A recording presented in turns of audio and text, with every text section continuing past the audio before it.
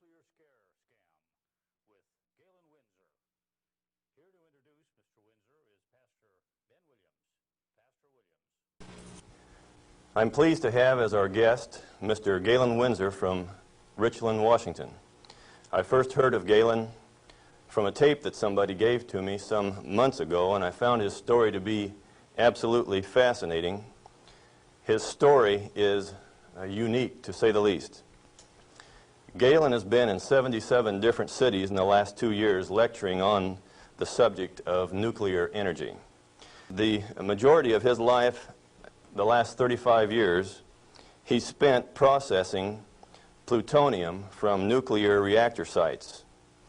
He has worked in the Manhattan Project facilities in Hanford, Washington, Oak Ridge National Laboratories and Nuclear Plant in Oak Ridge, Tennessee, General Electric's Midwest Fuel Recovery Plant in Morris, Illinois, General Electric's Fuel Fabrication Facility in San Jose, California, and Wilmington, North Carolina. And he's worked in every major reactor decommissioning project around this nation up to this present time. His major work in these projects has been the analytical process inventory control, which means that he was responsible for measuring and controlling the nuclear fuel inventory for these projects. Galen Winsor has few peers in the world in this area of expertise. And those few peers admittedly know and agree with the things that you'll be hearing on this tape. However, except for 2 or 3 of these experts, they've all chosen to remain silent for reasons which they only know, leaving this man then the burden of leading this lonely battle of exposing what we call the nuclear scare scam. He's without question one of the world's foremost authorities in nuclear radiation measurement, and he's recognized by members of the Atomic Energy Commissions of all the major nations of the free world. Mr. Galen Winsor.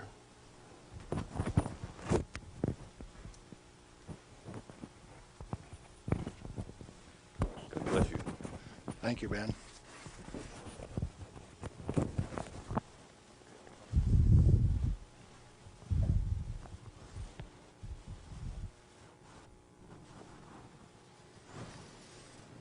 We've been considering today how best to approach this subject so that you would feel comfortable with where I am. And we thought it might be appropriate to start with how I got involved in this game. Now, in 1945, I was a Navy radioman out in the Pacific on a destroyer aimed for Japan. We had a one-way ticket. That's all you get, just one way. So, as we were becoming proficient at our business of fighting war, the Manhattan Project caught up with us and did a job. Now, the weapon that was dropped on Hiroshima, Japan in August 6, 1945 was a U-235, fully enriched U-235 weapon, where the material was separated and purified in Oak Ridge, Tennessee. The one that was dropped August 9th on Nagasaki was a plutonium weapon made at Hanford. But to those of us out in the Pacific, it was quite interesting. It had a ticket on it that says, "You get to go home." I was impressed. Now, I was stuck out on Guam after the hostilities quit and was running a radio broadcast that communicated with 4,500 ships west of Pearl Harbor. Quite a few to listen to every dot and dash that I made. So I was used to having people listen to me. They couldn't see me, but they could sure hear me. I had all of the good messages that were to come to them. Fleet movements to Red Cross messages. They came along one day and says, "We'd like to have radiomen to go down to Eniwetok for the atomic bomb tests." Not me. No way. I want to go home. So they went through and they took every 3rd radioman to go to Eniwetok. I didn't go. They let me come home. But I wanted to go home. I had a driving need within me that says, hey, that big firecracker, I want to know how it works. I want to know everything about how it works. So, back to the ranch in Nevada where I grew up and stacked hay all summer, gained back the 40 pounds that I'd lost out there in the islands. Into Brigham Young University in the fall of '46 in chemistry classes. Dr. Joseph Nichols could make an old farm kid like me love chemistry. I hadn't had any chemistry in high school, but the way Joe Nichols taught it, I wanted to know. So chemistry it was. And some neat guys like Carl Eyring taught me physics. And along in '47, I ran across a cute blonde from Richland, Washington. Now, this girl had been telephone operator for General Leslie Groves and Dr. Enrico Fermi on the Manhattan Project. She got to put through the calls to Franklin Delano Roosevelt for these guys, so she talked personally to FDR. And she told me some of the stories like you've never heard. She says, oh, in those canyons, great things are done. This cowboy from Nevada couldn't even imagine what she was talking about.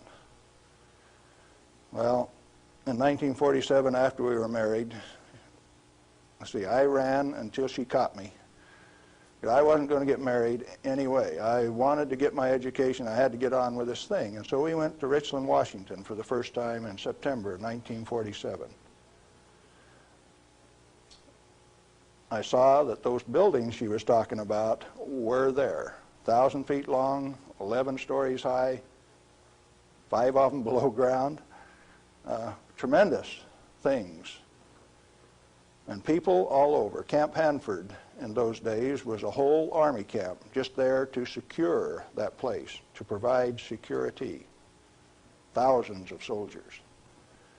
You move around out in the desert and hop out of a foxhole and pop a soldier with a gun in his hand.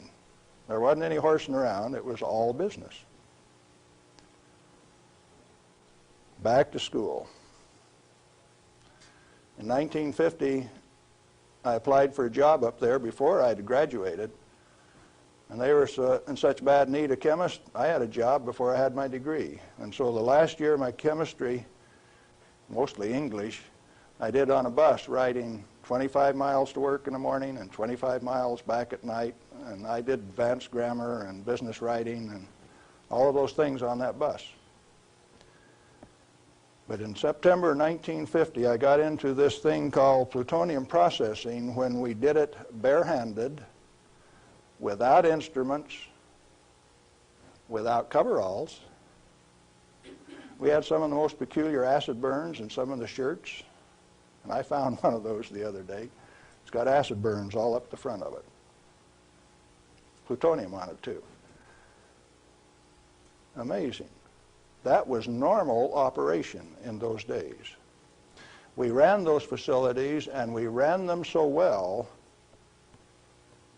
that by 1965, we had separated enough plutonium when it only existed in the parent uranium matrix to a half of a single weight percent, 0.005 weight fraction of plutonium maximum in that fuel. And we processed enough tons of uranium to recover enough plutonium by 1965 to meet the weapons needs of this country 10 times over for the foreseeable future. Now we're talking about a massive amount of work. Hands-on, do it type thing. And there was a couple thousand of us, and we were just happy as could be, just working like mad, making those plants run 24 hours a day, 7 days a week, in a community that ran on shift work, A, B, C, D shift. The whole community that way. A wartime community, people dedicated to doing a job, and we were doing it, and we did it well. No pretense. Oh, yes, there were. Out in the reactor began to sneak in people who wanted a radiation monitor behind every reactor operator. Why? We know how to make these things run. When we got a metal fuel element stuck and it fell down on the trampoline back of the reactor, we'd go in with our feet and kick it off into the pool, smoking, burning.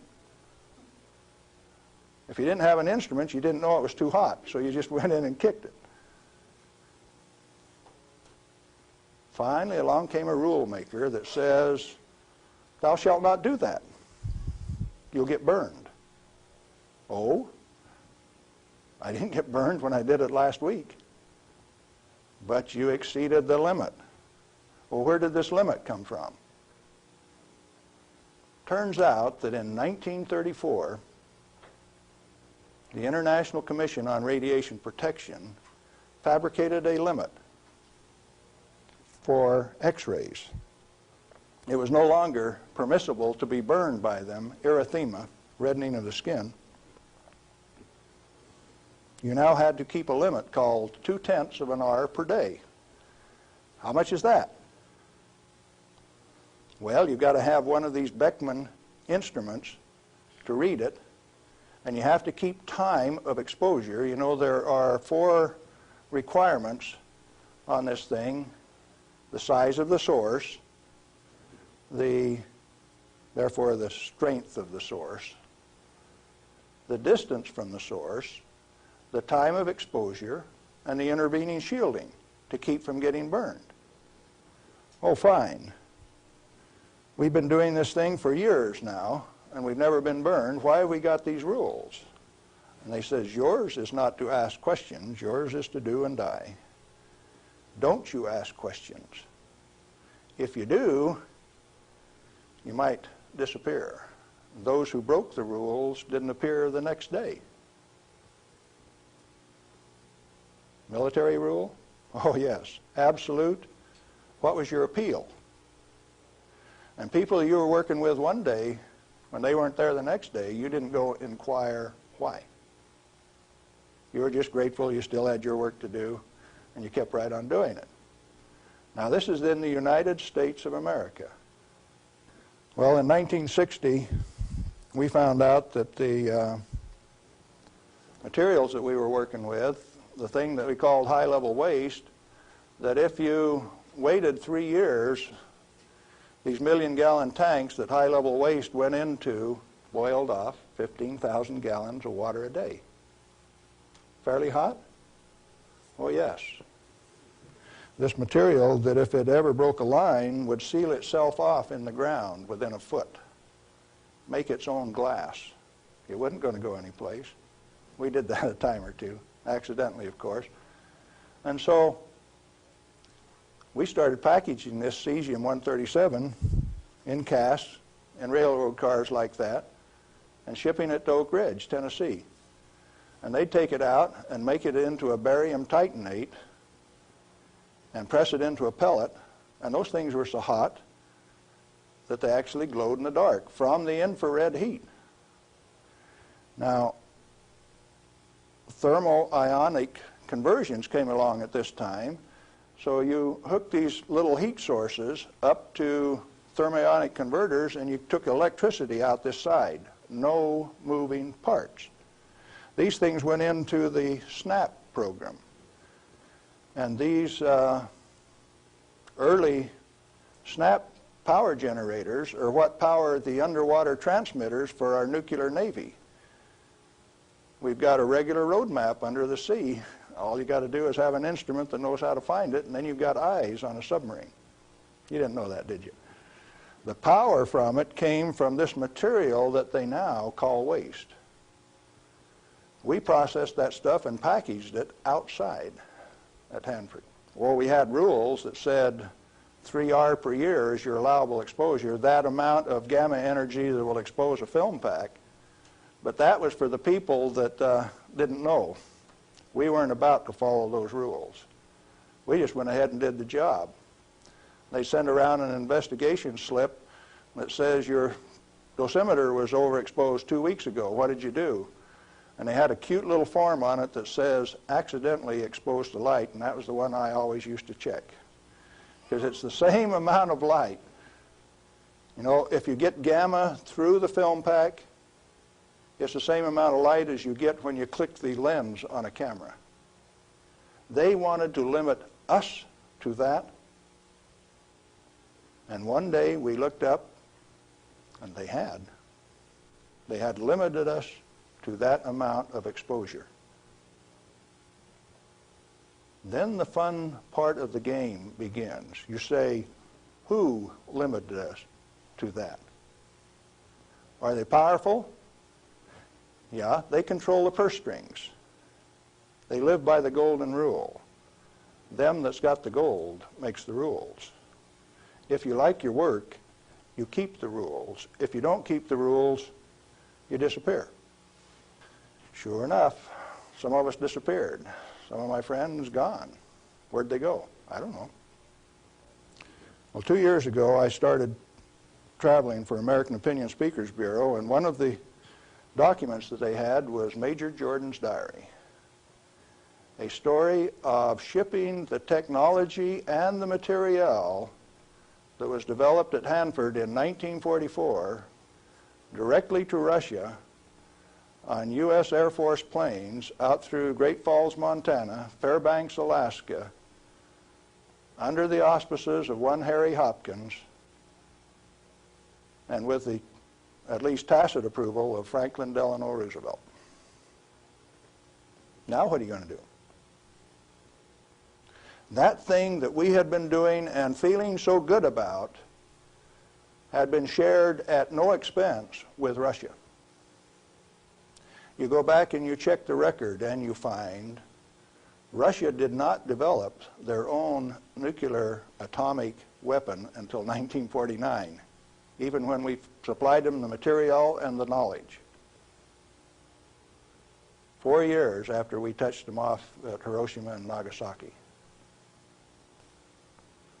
We weren't happy with that. We were just happy doing our job. Well, in 1965, General Electric was ready to leave Hanford. I'd worked for General Electric for that 15 years, and they took me out to California, San Jose, and we had in mind to design and build this nuclear fuel reprocessing plant at Morris, Illinois. They told me they were going to build it at San Luis Obispo. That's how they got me away from Hanford. But that was just to get me away from Hanford. I got to design the sampling analytical system for this plant. The sample cell was the hydraulic heart of this place. I got to dictate where they put the columns, how high the columns were in relation to my sample cell. One man standing in front of a lead glass window could sample any liquid stream in that whole plant. It took crews of men at Hanford to do the same thing. I wasn't happy with that, so I built an efficient system. I got to design that. I got to build it. Conceptual design, detailed design, build it, operationally test it. And in 1973, they says, forget it, friends, you don't get to run it. We had 170 tons, metric tons of spent fuel stored in the basin.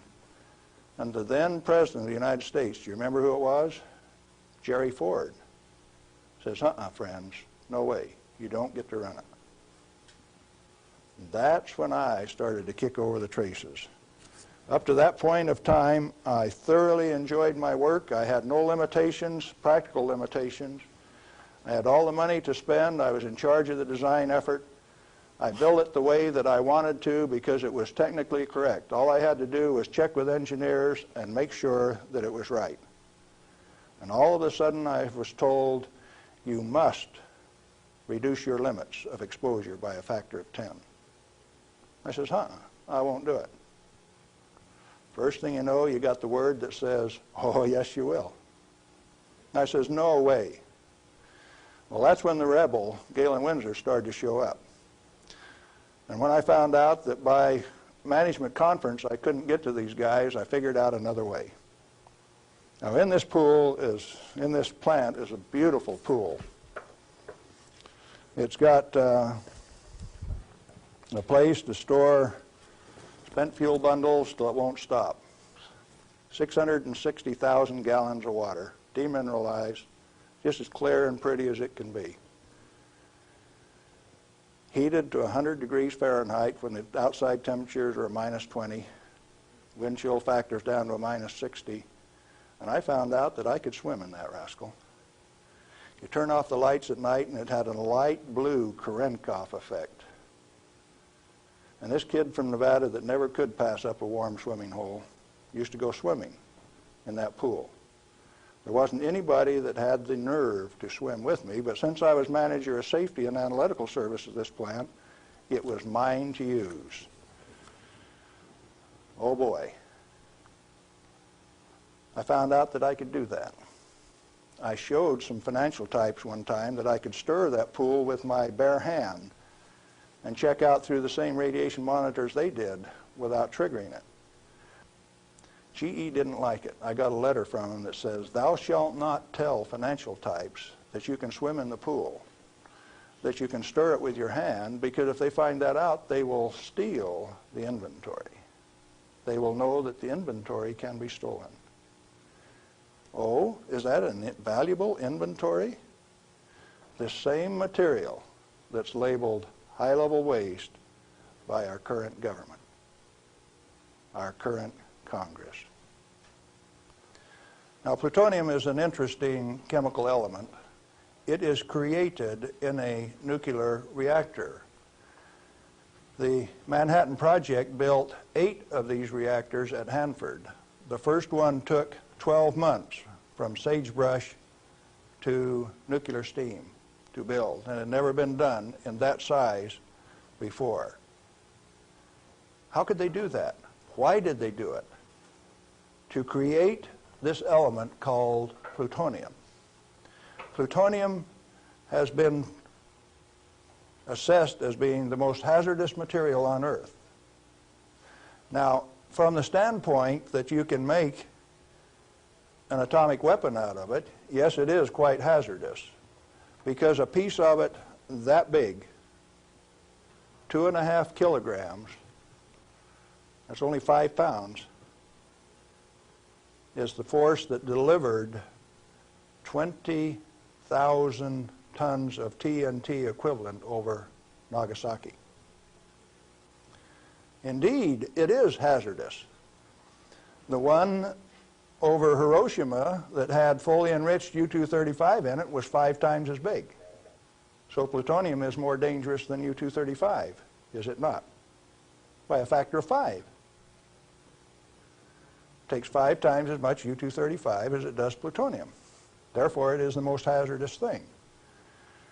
Enter the great pretenders.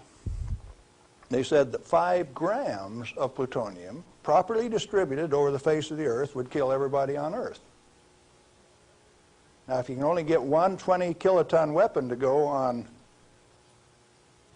2,500 grams, how's 5 grams going to kill everybody on Earth?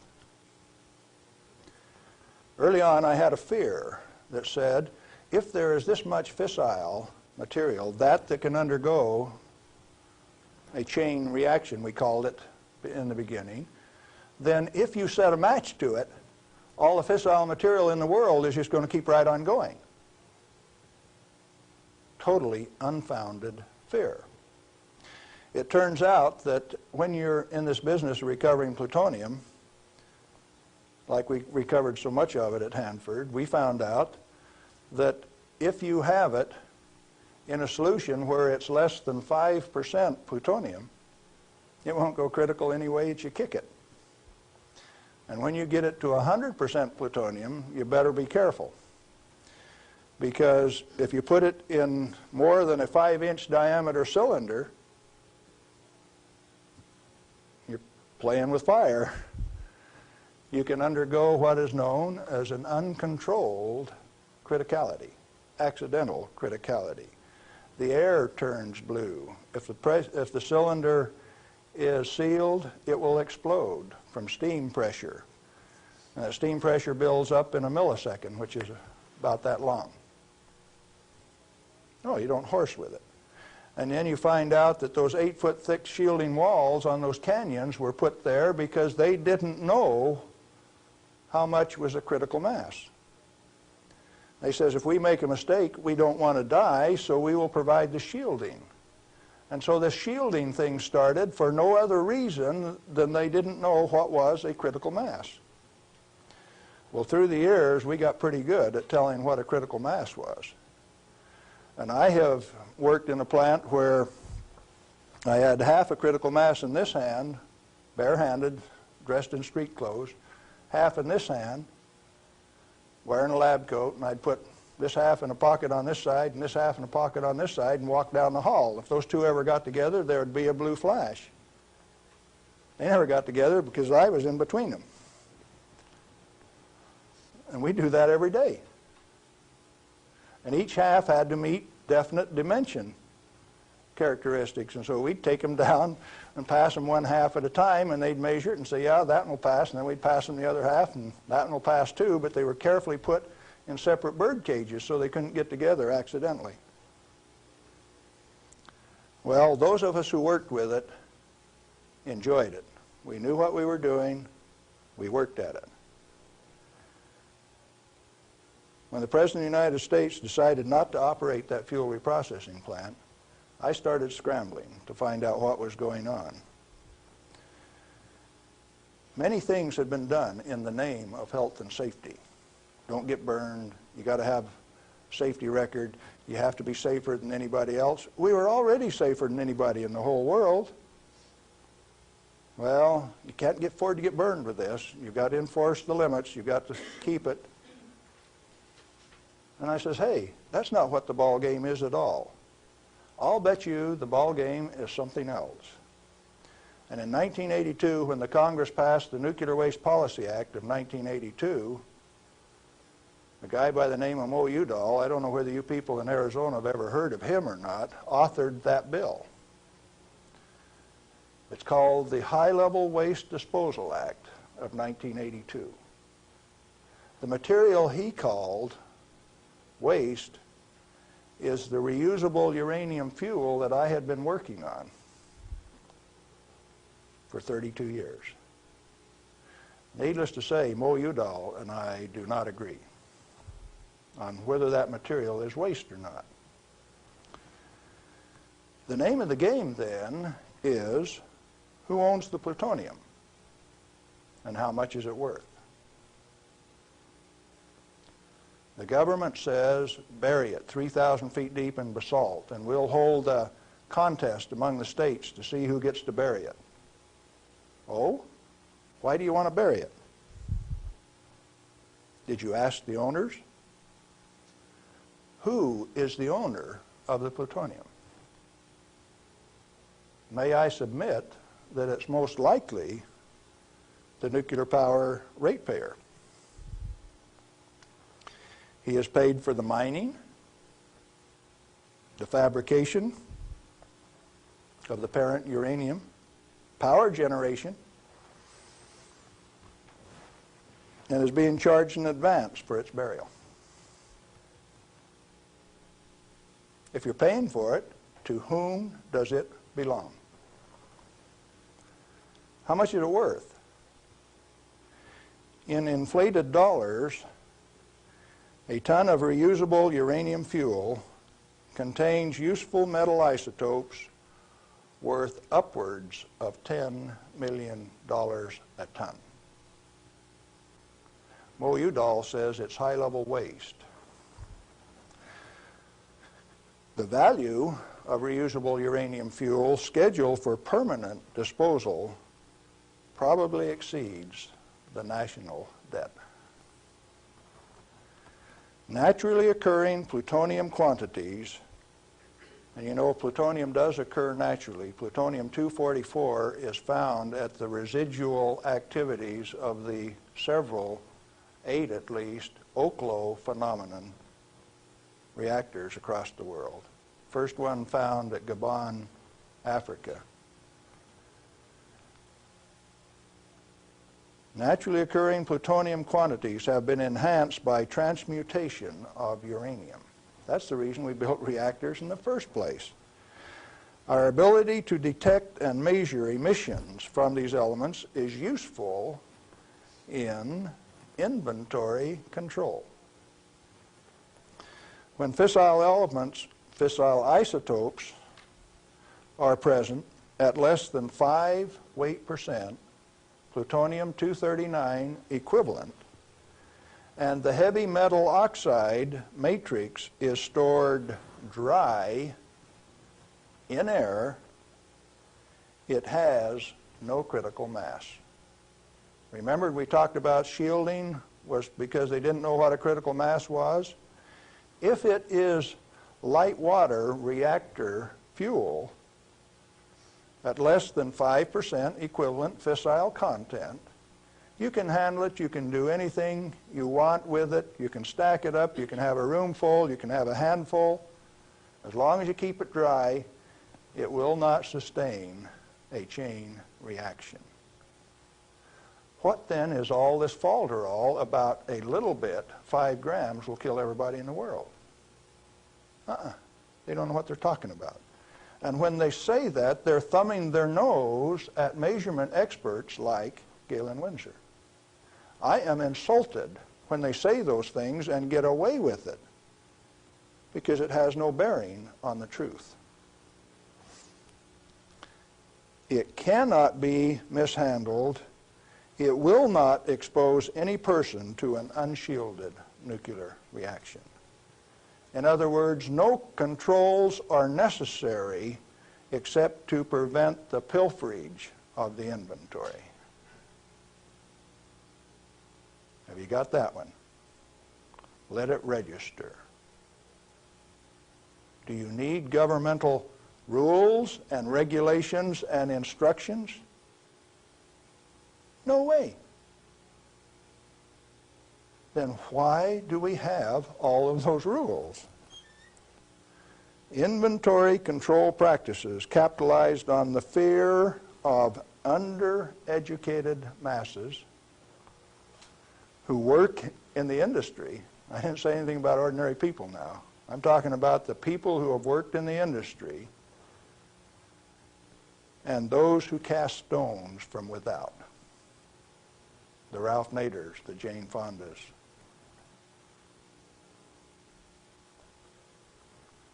Now, it doesn't take you much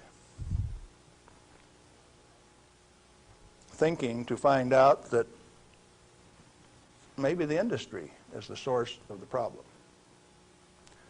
The industry is the one that made up the committees that made the rules that the Congress enforced. You ever thought of it that way? The strangest kind of feather bedding that's ever been dreamed up, it makes the railroad engineers look like pikers. The only amounts of fissile process materials that are of health concern to the handlers are those that can accidentally cause an unshielded nuclear chain reaction, or that will cause erythema from the shortest wavelength, highest frequency, and therefore the most easily shielded ultraviolet light emissions of the electromagnetic spectrum. Big words. Let's see what they mean. The emissions from uranium, plutonium, cesium, all of those things are only important if you assemble an amount that if you get this amount and this amount together, it can go critical. You can get a blue flash and therefore get burned. And that's happened 34 times in the business, and 8 men have died as a result of that. Accidental criticality. Documented in Los Alamos document 3611, if you want to check the source. Or if you've got enough of it together that it's giving off ultraviolet light of this particular wavelength and frequency without any intervening shielding, enough to burn you, sunburn you, erythema, reddening of the skin. If it's less than that, if the effect is less than that, then what is the problem? excessive government regulation. That's what's the problem. Tritium, heavy water. Deuterium is hydrogen 2. Tritium is hydrogen 3. If you let an inventory get away from you, what's going to happen to it out in the biosphere? Nothing other than it will become diluted and join the naturally occurring inventory of tritium, because tritium is created in the upper atmosphere by sunlight. We have a natural inventory of tritium. Then the only thing that happens when you release tritium, which is the trigger mechanism for bombs, it's the source of the push that makes it go, is that you lost a valuable inventory. Then what of these people that are pretending that a little bit of tritium is going to do you in? It is not so. What are those 2 points? Only if it is an economically recoverable concentration, or if it has a natural reconcentration mechanism. You know, there isn't any one of the radioisotopes out there that has a meaningful level of reconcentration in any of the species, not even the oysters in the bays in Maryland, below Calvert Cliffs. Why then are we still playing this game that any amount of this material is of hazard? Reusable uranium fuel, which has been isotopically enhanced in power-producing reactors, is a valuable national resource, not a high-level waste. The utility operators recognize the future worth of this commodity. Mo Udall, in that Nuclear Waste Policy Act of 1982, imposed a tribute of $1 per kilowatt hour, $1 per megawatt hour on all electricity produced in a nuclear plant, so that they can research and develop methods to throw it away.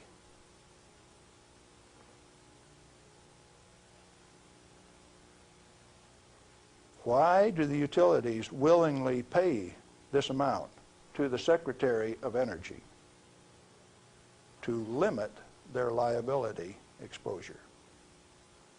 Who pays that amount anyway? The consumer of nuclear-generated power. You have no choice, and therefore I call it a tribute. At the same time, they have provided their own storage basins at these reactors at ratepayers' expense to retain ownership control of the plutonium resource.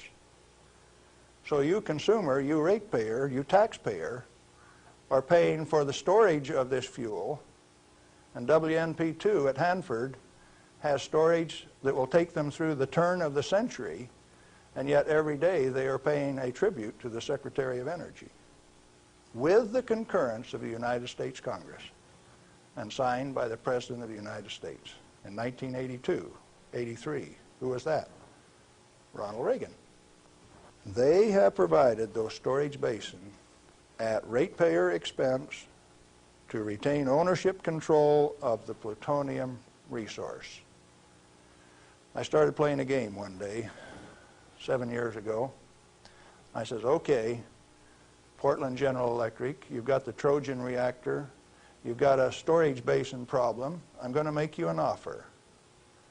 I made them an offer that says, I will take all of your spent fuel, FOB your basin, if you will give it to me. In other words, I will take it off your hands at no expense to you. I will ship it, I will store it, I will do everything that needs to be done to that fuel. And you know what they told me? Can I quote them?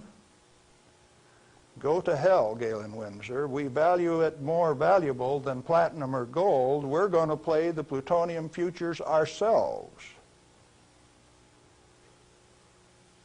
Now, where did I learn that the name of the game is who owns the plutonium and how much is it worth?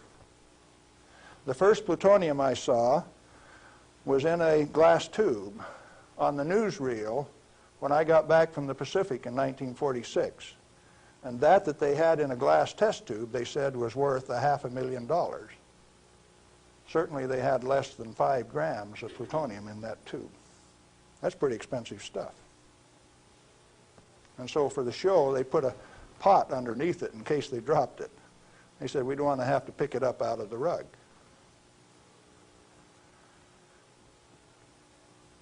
When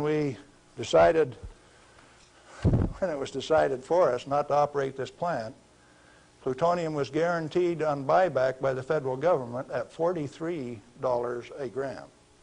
That's quite a price drop, don't you think?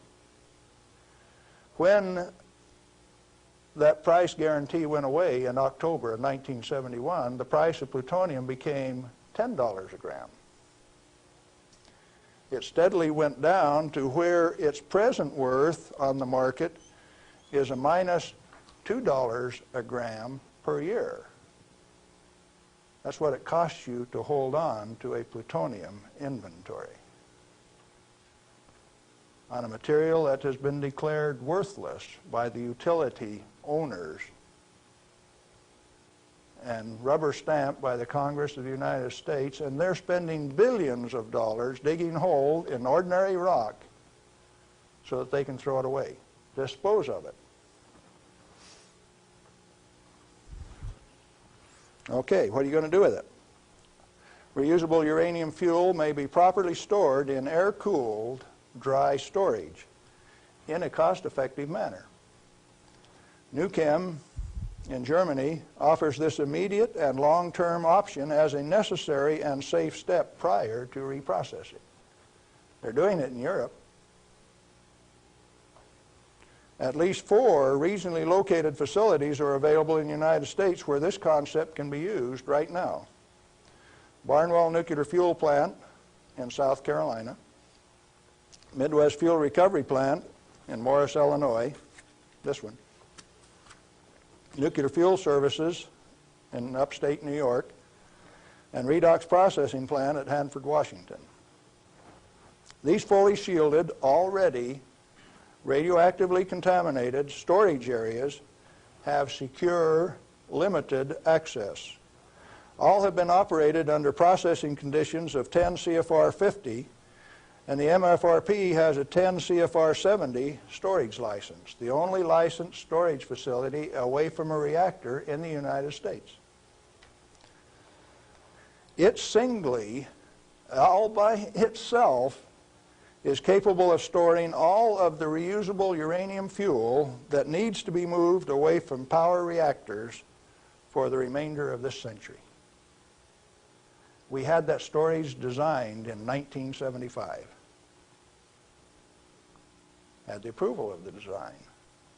Why then are you spending money over here in New Mexico on the waste isolation project? Why are you spending money at Hanford at the basalt waste isolation project? Why are you spending money at Beatty, Nevada for storage when I can already store it in this building that's already built? I just named you 3 others that can do the job all by themselves too, and I know where there's 14 more buildings that can do it. What are we going to do? Redox and other excess facilities at Hanford are capable of dry storing all commercial REF until plutonium recycle, at least through 5% enrichment, is reestablished, or until the 22nd century, whichever comes first. RUF can be cost-effectively stored in existing facilities. Where does Mo Udall came off then, saying that you cannot use this plant for its intended purpose unless it is owned by the United States government. He has said that. The waste isolation projects are politically mandated wasting of national energy and construction resources.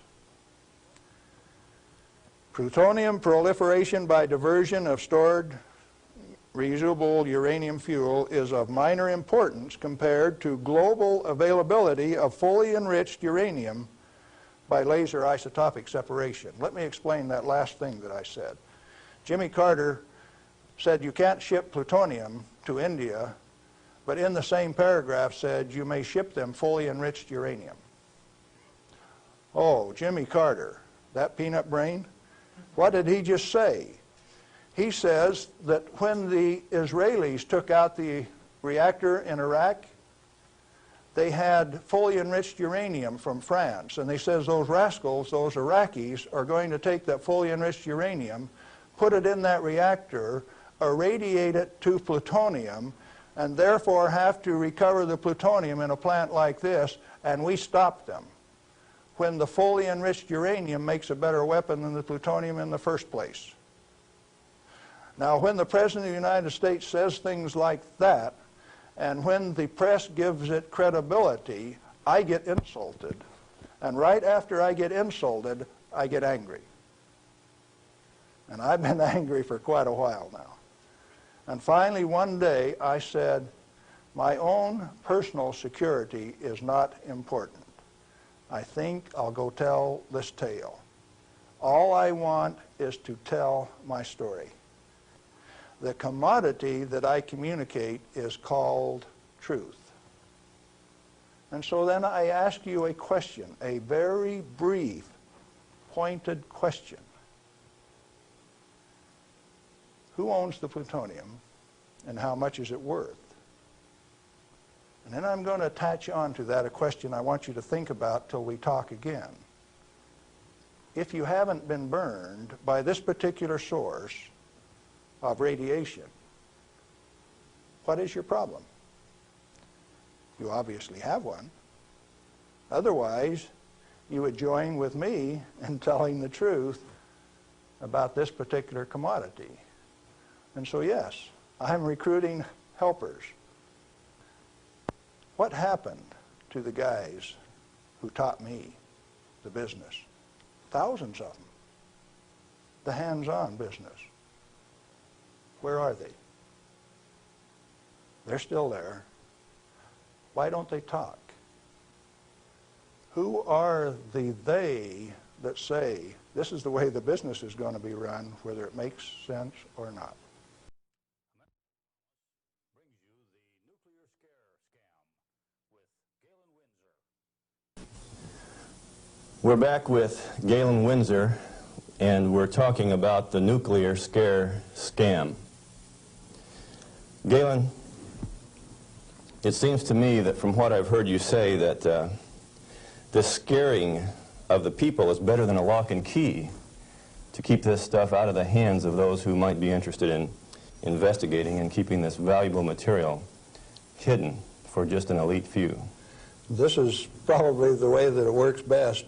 And so then the secret was to keep from letting other people know that it could be handled, because first of all, we weren't accepted by the community, and the materials that we were working with, they feared, but there were certain few people that realized its real worth, its potential to be used in ways other than to support our national defense. Let me ask you a question, Galen. Are you worried about do you have reason to be worried about your personal safety? Because the kind of people that you're describing here are powerful people. I wonder if you're still around. I wonder how much longer we can expect you to be in this game. Well, on the 13th of December last year, the NRC, Nuclear Regulatory Commission, Region 5, turned out a federal SWAT team to get me on a federal warrant issued by Bob Thomas out of Walnut Creek, California. It was kind of funny in a way. They turned out this federal SWAT team at Hanford, and they had my picture, and alongside it says, "This is an irrational individual. He poses a threat to our security. Take him at any cost." Now, the reason that I'm still here only has one logical conclusion. I have lots of help. Well, you've told us about how that you and others of your friends and colleagues have handled many times this so-called deadly nuclear energy material that the whole world is so scared of. Why weren't you afraid of it? Because we did silly things like recover some of the undissolved fuel elements out of the redox dissolver that burned a hole in it. And we went in and sampled these things by remote process. We got it out into our hands and found out that we could walk around the lab with them barehanded and they wouldn't hurt us. And we were standing there in the lab tossing them back and forth. Uranium metal that wouldn't dissolve in the boiling nitric acid. Well, if you find out that you can play with it, and it was only 90 days since that thing came out of the reactor and it doesn't burn you, why should you be afraid of it? So in other words, you're telling me that you learned to not be afraid of it because of practical use and application and hands-on experience. Hands-on. We might even been playing games. Okay, you say that you swam in this water that was straight from spent fuel used to cool that fuel, and Yes. you swam in it. Yep. You told me earlier that you went a little bit beyond that. Would you share a little bit of that story? Well, swimming in it didn't have the desired effect. So I decided I had to be more direct with these people that were giving me trouble. They were kind of hard to teach, so I went to drinking a glass of it a day. I had the bottle of it. Last time I went swimming, why I filled this 2-liter bottle with water and washed it off on the outside in the shower when I washed me off on the outside so that we didn't tattletale. You know, radioactive material is just a trace or a tattletale. So you got to get it off so they won't know that you've been swimming in the pool and drinking the water. So I took this bottle in and set it on my desk. And who would suspect that the manager of safety and analytical service had a bottle of spent fuel pool water sitting on his desk, and he drank a glass of it every day. This was unheard of. Nobody ever did that crazy stunt before. How has that affected you, Galen? Well, as near as I can tell, it made me about 6'4" in my cowboy boots, 210 pounds, and really quite a nice fellow. All right. What then happened as a result of your doing this strange experiment on your desk with this water? What was the result? Can corporations have a heart attack? I think General Electric had one, because after they ran me through a whole body gamma scan in December of 1974, by the time I got out, because I had a plutonium lung burden and it took 45 minutes to an hour to count that, everybody on site knew that the manager of safety had been swimming and drinking in the swimming pool, the spent fuel storage pool. Had cesium-137 at a ferociously high level. It even exceeded the NRC's limit. And I'd been drinking it. They knew the fat was in the fire. Now, where do we go from here? Well, first of all, I got a poison pen letter from the people in San Jose. They says, "Thou shalt not do those things.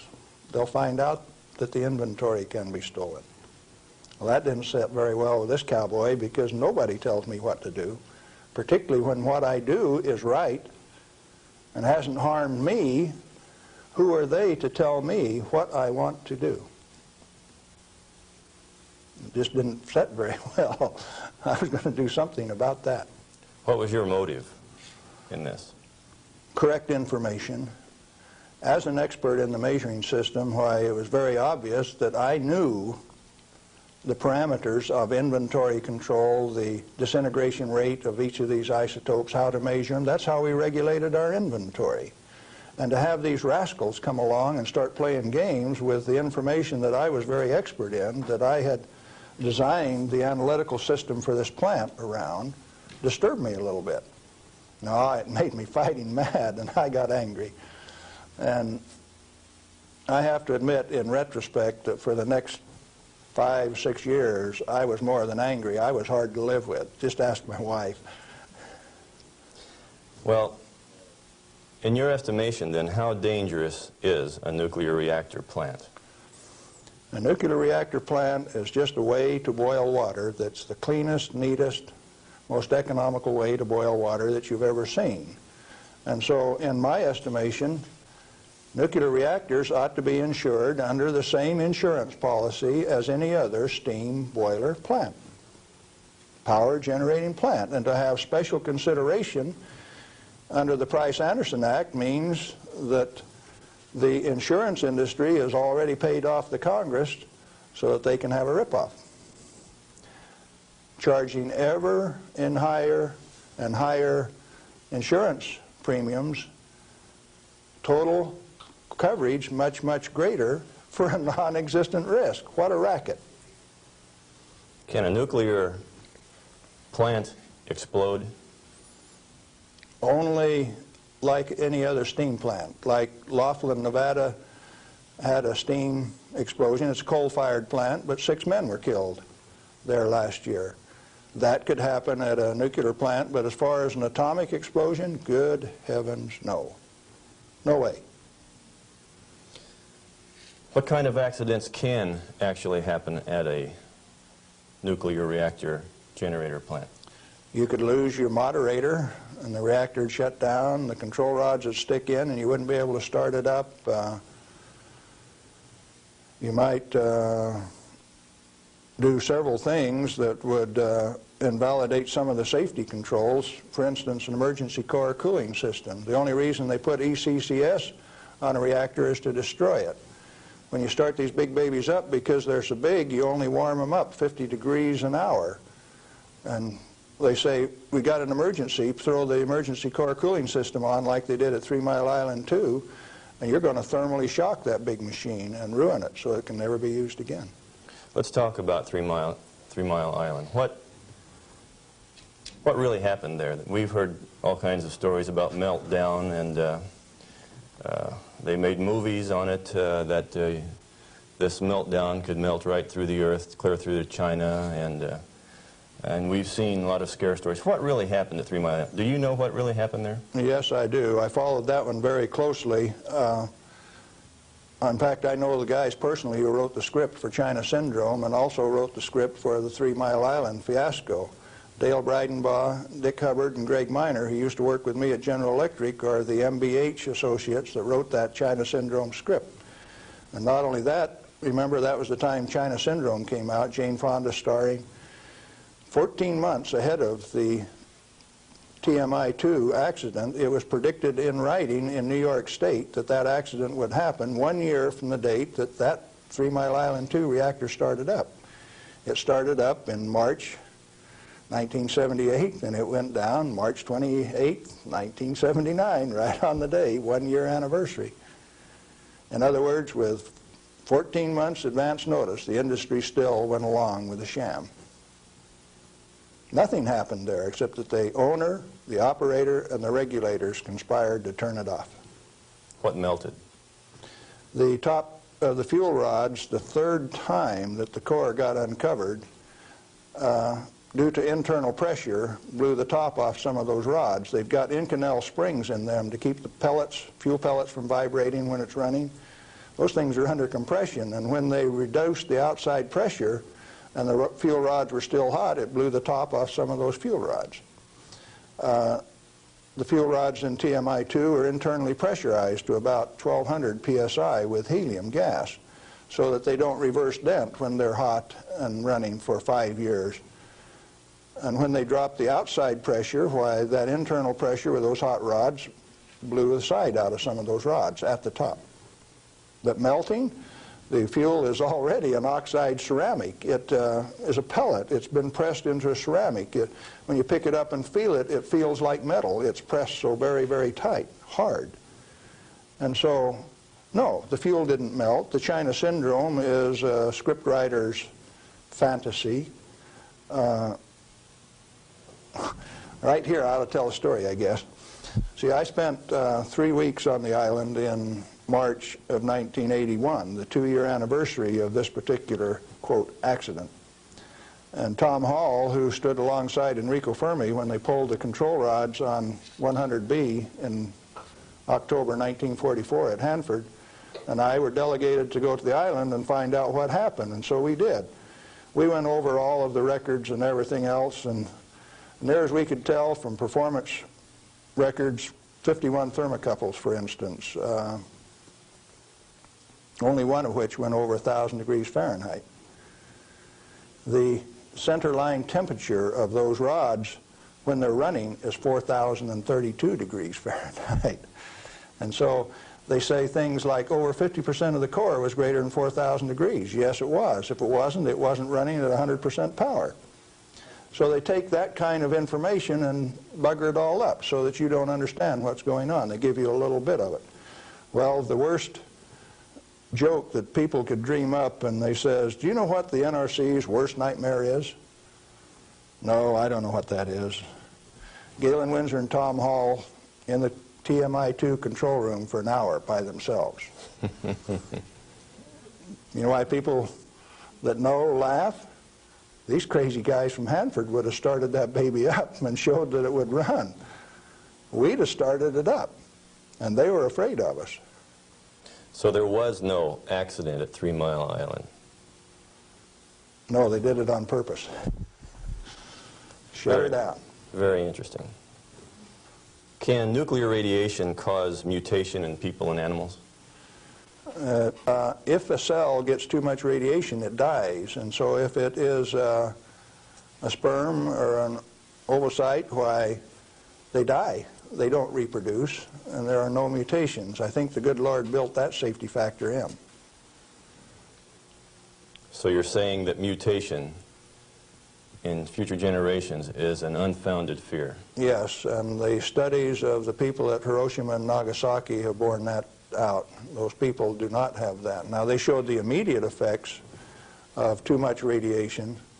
The women who were pregnant showed, the embryo showed the effects of very similar to rubella, measles. Some deformity, certainly, from that radiation insult. But that's not the kind of mutation that's going to go on to the next generation. Galen, what and where are these burial sites, and what's in them for this so-called nuclear waste? I've been hearing stories about stainless steel containers buried in concrete under the ocean, boiling for over 2,000 years. That sounds like a real story. Let me start out by saying there are no nuclear waste, only materials created in a reactor to be recovered and used beneficially. Now, high-level waste is radioactive and self-heating. And so fuel, reusable uranium fuel, fits that definition. But if you disregard its intrinsic worth, why then, yeah, it would fit the definition of high-level waste. But let's say there isn't any high-level waste, only material to be recovered and used beneficially. Then what's the low-level waste fiasco? That's an excuse for a federally mandated, non-inspectable disposal system so that organized crime can get rid of any evidence that they want, and it can never be dug up again. They're afraid to look in there. Not afraid. They don't want you to. They've got rules on the transport so that if you have an accident with a low-level radioactive waste shipment, why, you call out all of the state police and you make sure that nobody looks at it, that nobody gets exposed, that there's no spreading of the contaminated material. And it's also that you don't find out whose body's in that drum. The situation got so bad that the smell of human flesh was so great that they made it so that you could ship animal biological waste in refrigerated vans so that it wouldn't stink up before you got it buried. What is then in these low-level or high-level or whatever containers under the ocean? Nothing. But if you see, they were one time dropping barrels of radioactive waste off barges in the ocean.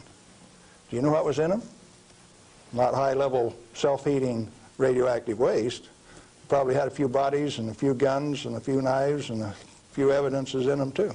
If you drop them in the ocean, they are truly disposed of. So you know there's an international trade in that right now? You can't do it in the United States, so they transship it across the ocean to South Africa, and they can bury it offshore. So what is in those drums? Well, that's what you're telling me then, that I needn't worry about boiling drums under the ocean for 2,000 years. No, no way. Thank you. I'm glad to know that. Well, one more question, Galen. What do you feel like a good portion of these men in Congress know this already? I know they do. I went there 4 years ago and sat down with the Senate legal staff and told them my hour-and-a-half-long sad story, and Sam Bollinger, one of the lawyers, stood up and he says, "Galen, if I understand you right, why, you want us to have President Reagan snap his finger and make this thing come up straight." And I says, "Hey, Sam, terrific. Go ahead and do it." He didn't take that challenge. He says, "No, I'll tell you what, Galen, industry likes it the way that it is." I said, "Sam, you really know how to hurt a guy." And he says, "Well, if we change it, what are we going to do for an encore?" Yeah, they're fully aware that this thing goes on as far up as the President of the United States. It's the way that industry wants it. The industry is its own problem then. So the question is then, what is the industry? What is the real story here? Is this an industry of nuclear energy? The industry has been ripping it off for years and years. In 1975, we knew that large nuclear reactors were dead, that large is not the way to go. The way to go is small, mass-produced nuclear reactors sitting right in the middle of town, one every 10 blocks, producing power. We haven't built a reactor right yet. It's time that we do it. Why haven't we? Because of a federal energy cartel. These guys control the amount of electricity, the availability, and the price. And they say, you do not have a choice. I have a choice. I'm going to take one of those decommissioned nuclear subs up in Puget Sound, refuel it, and generate my own electricity. Save the government $5 million because that's what they want to throw them away. I will use it for my own power purpose. Quinn Millian up in Omak, Washington, and I are moving on that, and if one of these days I hook one of them up to Pier 91 in Seattle, don't be surprised. Well, good luck.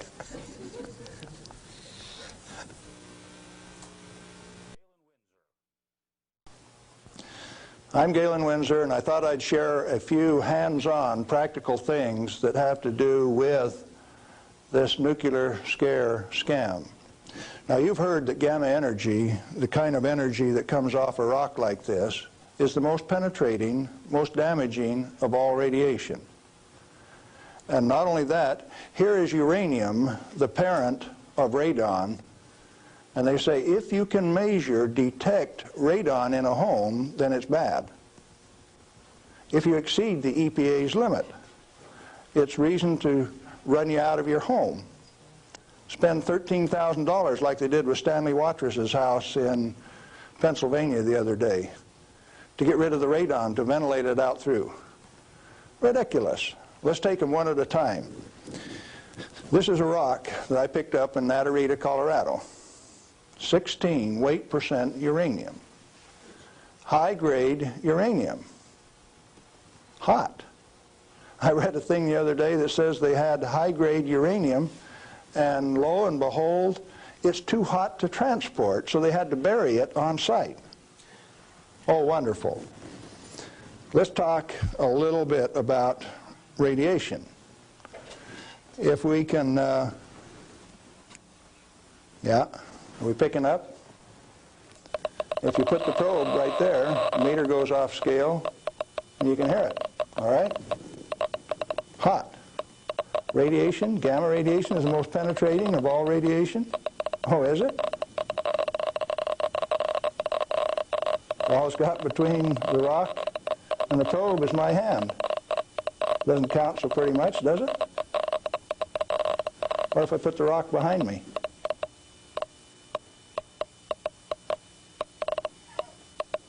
You don't suppose they've been lying to you, do you? I suspect they have. Well, let's do a little bit more. I got a black bottle. This stuff comes in white bottle. A bottle of no-dose.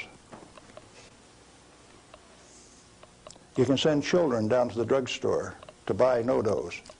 All they need is money. In this are 660 white caffeine pellets. And this one is uranium oxide, U3O8. You can't buy it for love nor money. the state of Washington sent 2 of their Gestapo agents over to my home to confiscate my uranium samples on the 17th of December last year. Got a challenge. I'd like to have somebody in the room volunteer to take all of this bottle or all of this bottle. The only thing that I'll tell you is that one of them won't hurt you and the other one will kill you. Do you want the white stuff or the black stuff? White stuff? You do. There's enough in there to kill 4 men your size. The government says we got to ban this material. It's radioactive. Let's check it in the bottom of the bottle. Not very radioactive. Let's take the cap off. Oh goodness, very radioactive. This instrument will only count gamma, energy. It's just energy. Light's coming from those lights, only you're getting lots of infrared from the lights as well as ultraviolet. Energy response, and it's very carefully damped to only discriminated so it only gets the energy that comes from this. I don't want it to respond to a light, just to this. Cost me $1,000 to get an instrument that will just respond to this and not to that. This is radioactive by any definition. Radioactive material giving off radiation that is read by an instrument like this. The daughter of this, radon, cannot be read on this instrument because it gives off alpha particles.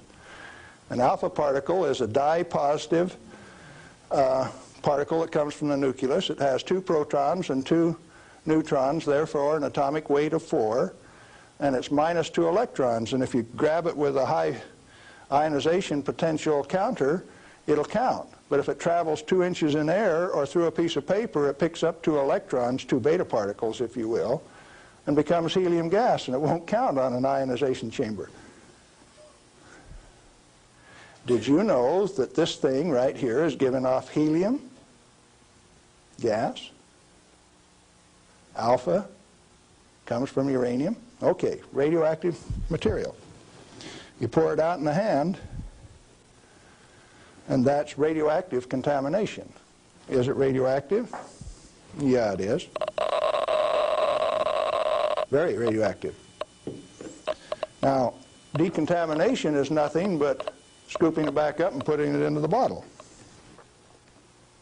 I just now decontaminated my hand.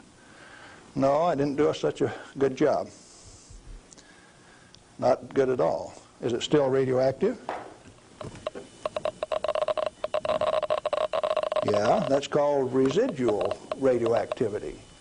Now, under the decontamination rules of the government, when you decontaminate somebody like this that's that contaminated, and this is certainly a reportable incident under current DOE regulations, when you decontaminate him, it has to go down a controlled drain so that you don't disperse radioactivity. Do I qualify as a controlled drain?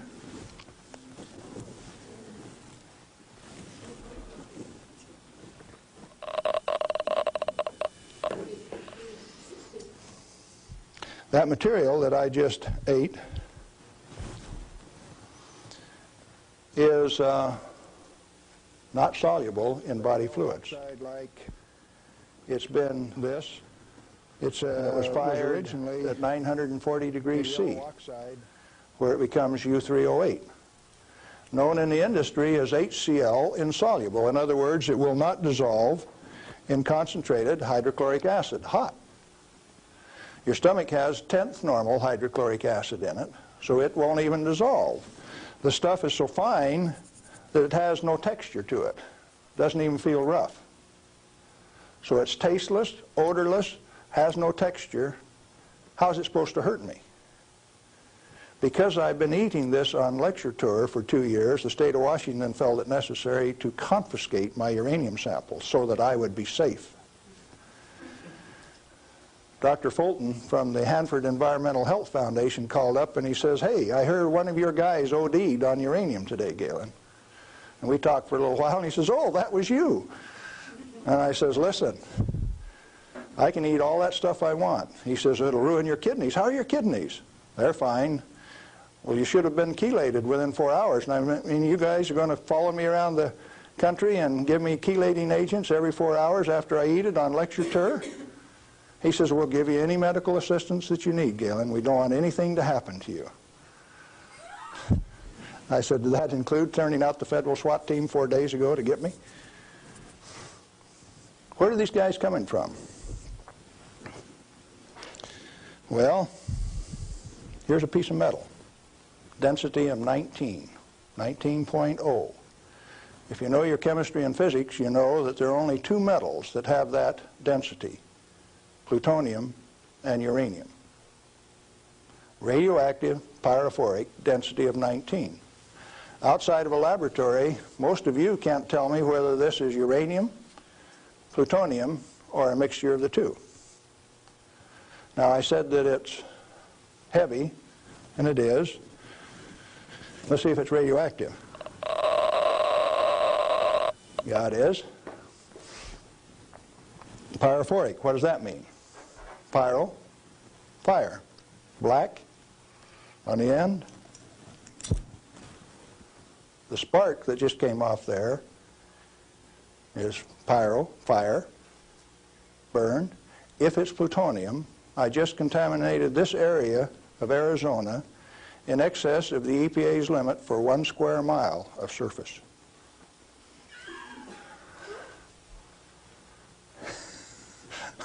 Somebody laughed. It's serious. The end of progress altogether says that I just contaminated you in excess of the limit for 1 square mile. It's now silver on the end. Tomorrow it'll be black because it self-oxidizes, this black color like this, all by itself. Plutonium does that and uranium does that. Is it hazardous? Yeah, it is, because they take depleted uranium metal and make it into 50 caliber bullets, fire them from shoulder-held weapons. In 1976, they obsoleted tank warfare with these things because it only takes one dog face with one weapon to knock out a 65-ton tank. It'll go through 3 inches of armor plate, and when it comes out the other side, it's that white hot spark that we just made. And the 5 men in that tank are dead, because it'll burn all of the oxygen out of the air and burn their flesh. 1976, they obsoleted tank warfare, and you never even knew that. They make 10,000 of those bullets every day in the United States. We got enough in an arsenal to sink all of Russia's tanks, and our boys in the Defense Department don't even talk about it. Yeah, it's hazardous to your health. Reminds me, lead is hazardous to your health too, isn't it? Particularly if it's in a 45 slug like this and it hits you right here going about 2,600 feet per second. It's not the material, it's the impact from the velocity. Let's be very specific in the words that we use. This particular chunk of lead came out of a human body. My son, who's a deputy sheriff, thought maybe I could use it on tour. That's called dying of lead poisoning. Anything less is a figment of the imagination because it's not soluble in body fluid either.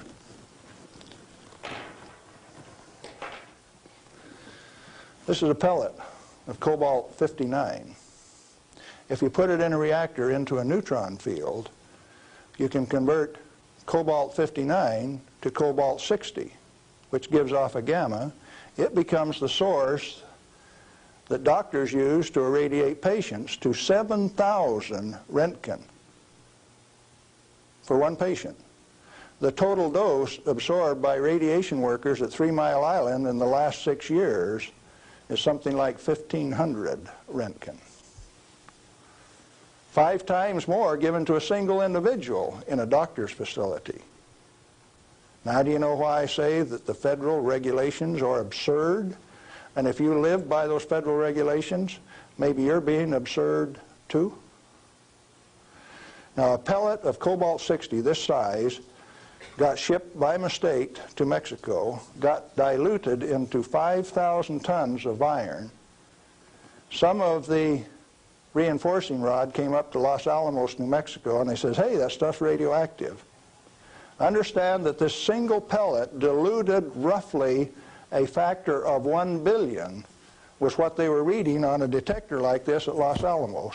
And so they pulled back table legs that were in Spokane, Washington, made out of the same batch, because it was hot and radioactive and it would burn you. When the pellet itself could be held in your hand like that for a few minutes without it burning you. Now, Christ walked the earth 1 billion minutes ago. If I could stretch this pellet out into a wire and it went clear around the earth and right back here to Phoenix, 1 billionth of this amount is 1.7 inches of that wire so stretched out. Stagger your mind? It ought to. Now, let's try a little game. The EPA says that 5 picocuries per liter of air is the limit for 222 radon.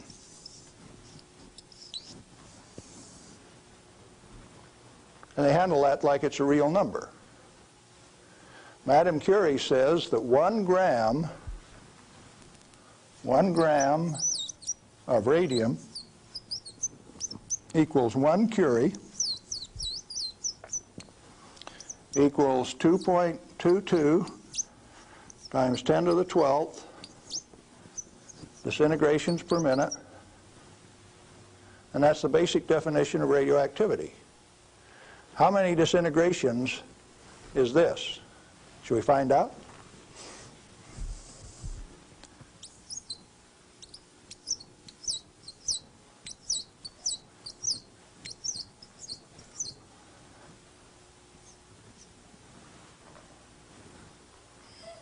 And the EPA, in its wisdom, says that 11 disintegrations per minute from 1 liter of air, you have exceeded the limit.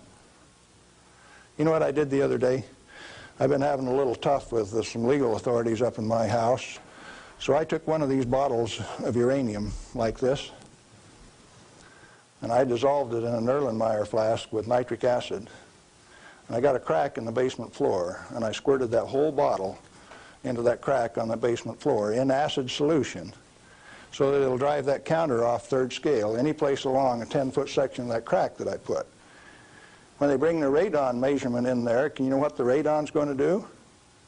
It's going to go off scale in their measurement. It won't go that high.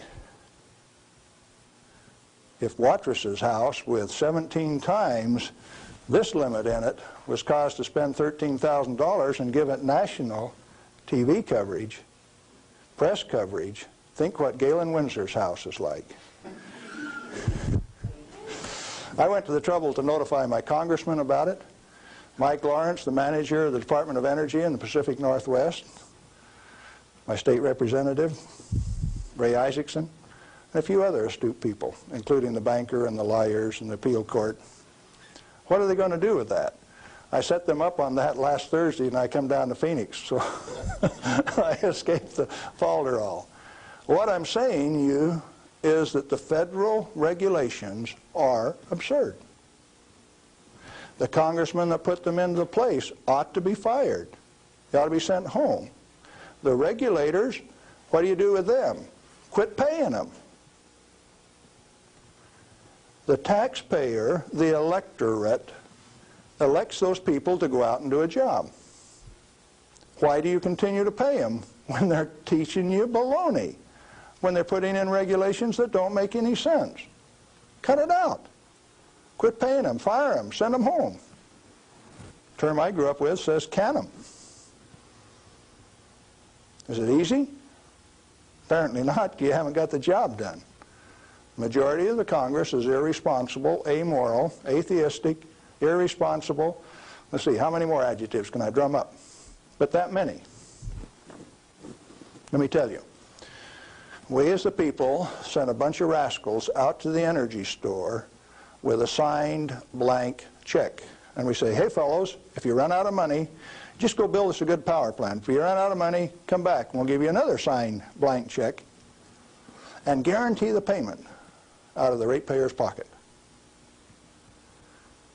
Tennessee Valley Authority has the most nuclear reactors of any outfit in the place. Not one of them has produced any power since last August. Browns Ferry 1, 2, and 3 in Mississippi hasn't produced any power since last March. And they don't plan on producing any power at Browns Ferry until mid-year in '86. At $1 million a day in lost power revenue per plant, and held off in the name of health and safety? Now tell me we didn't send rascals out to the energy marketplace with a signed blank check. They're still getting paid. Those reactors are all fully fueled, fully staffed, and just sitting there. Who's getting taken? The ratepayer. You're still paying more and more for your electricity all of the time. Now, Bonneville Power Administration says that 57% availability is okay for a nuclear reactor. Maine Yankee is often run at 103% availability, which means it's running over nameplate rating. Enough days out of the year that its average availability is 100%. Bonneville Power Administration, Bob, the Department of Energy, says that 57% availability is okay. That means that you can let those things set down 43% of the year, and that's judged as an acceptable performance on the part of the government. There's an obvious answer. Get the government out of the energy regulating business. Turn those plants over to people who will run them efficiently 100% of the time. When we put in zero-release containment, we started playing games. About the time that we proved that a nuclear reactor has no measurable impact upon the environment, that's when they bottled them up, put catalytic recombiners on them. Some of the reactors in Texas were designed not to breathe for 8 years at great expense. Why? When you bottle up a reactor like TMI-2 does, then you get radiolytic hydrogen, and indeed they had a radiolytic hydrogen burn at TMI-2. And they moan and they groan about that, and all they had to do was open up the windows and let the breezes blow through. You don't need containment on them. I'm going up to Colorado this weekend to meet with the Uranium Producers Association. And they're upset because the government is dumping uranium on the market and raising the price of the commodity that they get their bread and butter from. But what they're totally unaware of is that the Grand Junction Operation Office is going to issue a contract so that the new operator has a $25 million budget over the next 5 years, 80% of which will be spent for remedial action, where you take this material, dig it up. If you find it counts on a Geiger counter, you can have them come in and change out the whole front yard of your house, give you a new front yard, new foundation under your house at government expense. If you don't do it, they'll take you down to the courthouse, blacklist your property, so that you have to remove the radioactivity at your own expense before it can be sold. Now, do you know what I did when I took that uranium solution and poured it in the crack in my house? I set up the United States government, and that episode is about to be played. Did I do it on purpose? Yeah, I did, just like I used to dive into that swimming pool and drink that cesium-contaminated water. I found out that it doesn't hurt me. You need to find out that it doesn't hurt me, or you. In fact, the only reason for the existence of these big transcontinent distribution lines would be if they could compete with a small mass-produced reactor sitting in your backyard. Why don't they want you to? Because they are the federal energy cartel. They like to set the price, the total availability, and whether you can hook onto it, and if you don't pay your bill, cut you off. That's called power, domain, and control. And they like that. They do not want you to be energy independent. If you had one of these sitting in every 10-block area in Phoenix, you could tell the rest of the world to go get lost. Oh, there's another use for that heat. You could heat your homes in the wintertime, or you could cool them in the summertime with it. heating, ventilation, air conditioning, they call it, HVAC. In countries where it freezes, you could run that hot water out and chase the frost away in the spring and in the fall. And they found out that plants grow faster in warm water anyway, so you'd irrigate with it all summer. So cooling towers are called wasting towers. They throw over 50% of the heat away. The other morning, coming out of Tri-Cities, WNP2 was putting its 700 megawatt electric up through the clouds, 870 they were running at. And the clouds were laying all over the ground, and there was a little ice cream cone right out there, and I said, there's WNP2. It snows 5 inches every night out of WNP2, and the rest of us don't get any. Where'd the water come from? That's cooling the heat from the condenser cooler. You should have a business right out there, an oil cracking plant, something taking that heat and using it, like they built at Midland, Michigan 10 years ago and they've never used. And so Dow Chemical is suing the utility because they never produced the steam for their chemical plant right alongside it. We got troubles in this country. I'm telling you what the problem is. Doing something about it, responsibility is yours.